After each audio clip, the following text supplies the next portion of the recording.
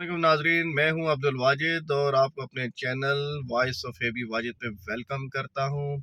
Last episode पे हमने एक चीज़ डिस्कस की थी कि थर्ड टेंपल क्यों ज़रूरी है ज़ायनिस्ट के लिए।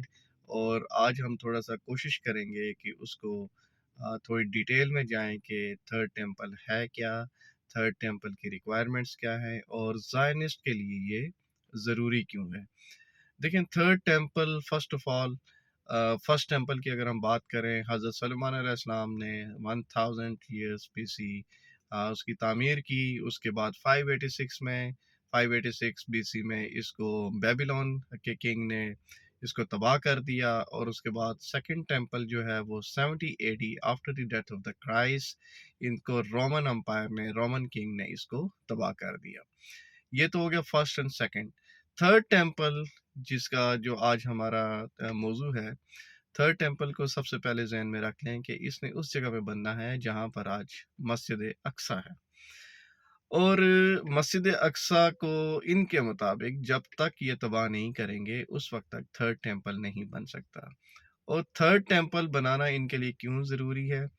वो इसलिए ज़रूरी है कि इनके बिलीफ के मुताबिक ज्यों ही ये थर्ड टेंपल बनाएंगे तो इनके मसीहा जो जिसका ये वेट कर रहे हैं अपनी किंगशिप को, अपनी पावर को दोबारा रीगेन करने के लिए, वो इस दुनिया में जनाब आ जाएगा और ये अपनी पावर दोबारा रीगेन कर लेंगे। लेकिन उससे पहले थर्ड टेंपल की प्री रिक्विजिट है इनकी। अब आ जाते हैं कि जो थर्ड टेंपल है उसकी रिक्वायरमेंट्स क्या है। देखें, थर्ड टेंपल के लिए सबसे पहली रिक्वायरमेंट जो इनकी है वो है 5 जो हैं वो रेड हाइफर्स हैं। 5 हाइफर्स, काउस, बछड़े, रेड कलर के।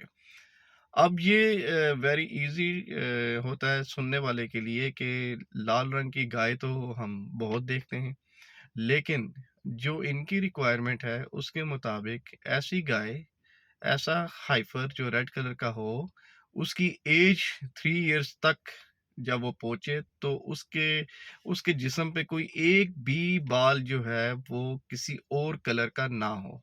यानी कि red means red, all red, right. अब ऑल रेड के लिए इन्होंने 2000 ईयर से ये कोशिश कर रहे हैं, कभी जेनेटिकल इंजीनियरिंग के थ्रू कर रहे हैं, कभी डिफरेंट इनकी अपने तजर्बे तजर्बे करके उसको लाइक रिकवर करने की कोशिश कर रहे हैं कि किसी तरीके से रेड हाइफर्स इनके पास पहुंचे। लेकिन नहीं, जो जो वो हो सकता है कभी 1 साल का हो, 1.5 साल का हो तो उसमें कोई कलर और आ जाए, कोई बाल उसमें आ जाए, कोई और उसमें डिफेक्ट आ जाए, तो सो वो रिक्वायरमेंट इनकी पूरी नहीं हो रही। ठीक हो गया। एक तो हो गया, आप रेड हाइफर की बात कर लें। सेकंड ये है कि अ, इन्होंने जो प्रीस्ट जो है इनके, रबिस जिन्हें कहते हैं, वो भी ऐसा एक शख्स होना चाहिए जो इनको स्लॉटर करेगा, कि जो सिनफुल ना हो, बिल्कुल लाइक सिनलेस हो, कभी उसे ज़िंदगी में कभी कोई गुनाह ना हुआ हो, अनमैरिड हो, ये कुछ उसकी भी कंडीशन है। खैर वो भी इन्होंने एक पूरी काफ़ी काबीना तैयार कर ली है अपने रबीज़ की।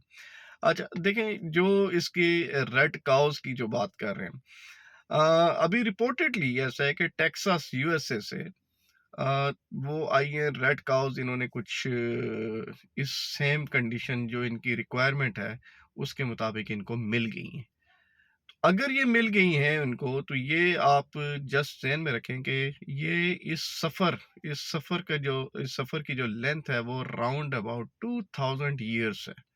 तो 2000 ईयर्स के बाद अगर इनको ये हाइफर्स मिले हैं तो ये एक आप समझें कि खतरे की घंटी भी है। और सेकंड ये है कि ये आर्मेगेडोन की साइड पे हम सून और लेटर हम जाने वाले हैं। वजह ये है कि देखें, 3 इयर्स की बात की तो अभी जो उन्होंने इंपोर्ट किए हैं, जो इनको मिल गए हैं सेम कंडीशन के साथ, उनकी एज रिपोर्टेडली 1.5 ईयर्स और 2 इयर्स है। अगर ये 2 इयर्स के भी हैं तो 3 इयर्स की कंडीशन है कि उनको 3 इयर्स तक उनको ऑब्जर्व किया जाता है कि उनमें कोई और बाल ना आए और कोई और डिफेक्ट ना प्रोड्यूस हो, कभी उन पर टैगिंग ना हुई हो, कभी वो किसी काम के सिलसिले में यूज ना हुआ हो। तो अगर ये 1 मोर ईयर ये अगर बिल्कुल परफेक्ट रहते हैं अकॉर्डिंग टू देयर बिलीफ, तो फिर ये मस्जिद अक्सा को शहीद करेंगे इनके बिलीफ के मुताबिक। देखिए, मस्जिद अक्सा को शहीद करना, ऑब्वियसली उसके बाद तो एक बड़ी वॉर की साइड पे जाएंगे, मुस्लिम कंट्रीज अलहदा हो जाएंगी और ज्यूश और उसके जो सपोर्टर्स हैं वो सारे अलहदा हो जाएंगे।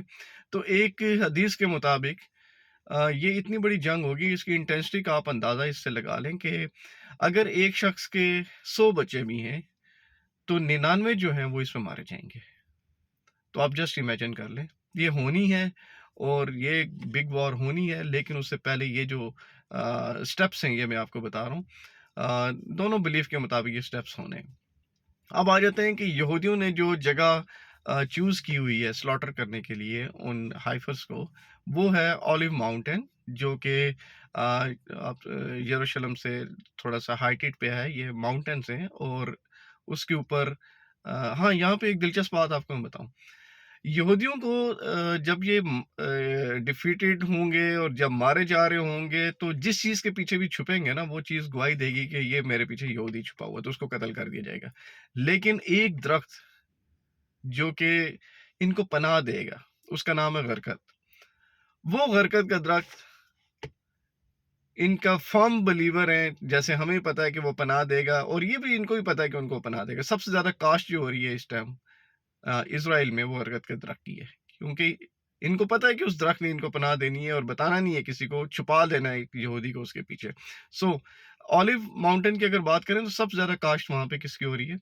सबसे ज़्यादा जो उगाया जा रहा है वहाँ पे प्लांटेशन बरगद के दरख्त की हो रही है। सो अब आ जाते हैं कि अ, जब ये इसको क्या एक भी ज़बह कर दिया, दैट्स इट। वो यूं ही ज़बह करेंगे, साथ ही ये जहाँ पे अभी गरिया करते हैं, जहाँ पे जो सेकंड जो टेंपल था उसकी सिर्फ एक दीवार बची थी, वही इनकी आजकल इबादत का है। वहाँ उसकी दीवार के साथ जाके ये दुआएं मांगते हैं। तो फौरन ये मस्जिद अक्सा को शहीद कर देंगे। लेकिन अब मस्जिद अक्सा को शहीद करने की कंडीशन क्या है? देखें, आजकल टेक्नोलॉजी तो एंडलेस है। टेक्नोलॉजी में हमें ये भी है, अर्थक्वेक भी आ सकता है, कोई और टेक्नोलॉजी भी कर सकते हैं, कोई इसकी बुनियादों को खोखला किया जा सकता है। जैसे पहले भी इन्होंने बुनियादों को खोखला करके वो ताबूत सकीना ढूंढने के उसमें इन्होंने उसकी बुनियादें खोखली की थी। तो मस्जिद अक्सा को शहीद, अच्छा, इसमें जो हमें मस्जिद अक्सा दिखाई जाती है, जो मीडिया में दिखाई जाती है, वो गोल्डन टाउन वाली मस्जिद, वो मस्जिद अक्सा नहीं है। वो इसलिए हमारा माइंड बनाया जा रहा है, हमारा ज़हन बनाया जा रहा है, ताकि कल ये ओरिजिनल वाली मस्जिद अक्सा जो उसके बिसाइड है, साथ है उसके, वो वाली नहीं है जो हमें वीडियोज़ में दिखाई जाती है, हमें मीडिया में दिखाई जाती है, वो मस्जिद अक्सा नहीं है। तो होगा ये कि ये मस्जिद अक्सा, उसको शहीद करके, उसको एज़ इट इज़ रख के, ये वो भी हमारे माइंड गेम खेल सकते हैं। बहुत सारे काम हो सकते हैं। लेकिन एट द एंड ये है कि देखें, आर्मेगेडोन होनी है। ये थर्ड टेम्पल के बारे में आपको थोड़ा-सा इसलिए बताया कि आपको पता होना चाहिए कि थर्ड टेम्पल जो है वो अ, ये उसी साइड पे लेके जा रहे हैं। अगर 1 साल का टाइम है इनके पास, इनके बिलीफ के मुताबिक या जो हकायक आ रहे हैं सामने, तो ये जो अभी करंट वॉर लड़ी जा रही है, ये हो सकता है उसकी बेसलाइन तैयार की जा रही हो, ठीक है? और उसी साइड पे ये 1 साल के अंदर इसको बहुत सारी तब्दीलियाँ आएँगी। अभी तो हम देख रहे हैं कि बहुत ज़्यादा वॉर जो है उसकी इंटेंसिटी बढ़ चुकी है।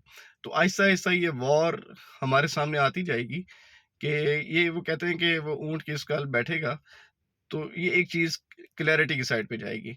तो आज का हमारा टॉपिक था ये थर्ड टेम्पल का। कोशिश की कि एक बड़े लिमिटेड टाइम में आपको मैं बता सकूँ, और नेक्स्ट जो हमारा टॉपिक आएगा इंशाल्लाह वो आर्मेगेडोन आएगा। उसके बारे में भी आप स्टे ट्यून्ड रहें। अभी के लिए इजाज़त दें। होप सो कि थोड़ी-सी इन्फॉर्मेशन आपसे शेयर कर दी, ईज़ी टू अंडरस्टैंड, ताकि आपके नॉलेज में इज़ाफ़ा हो। Thank you very much. बहुत शुक्रिया। अल्लाह हाफ़िज़।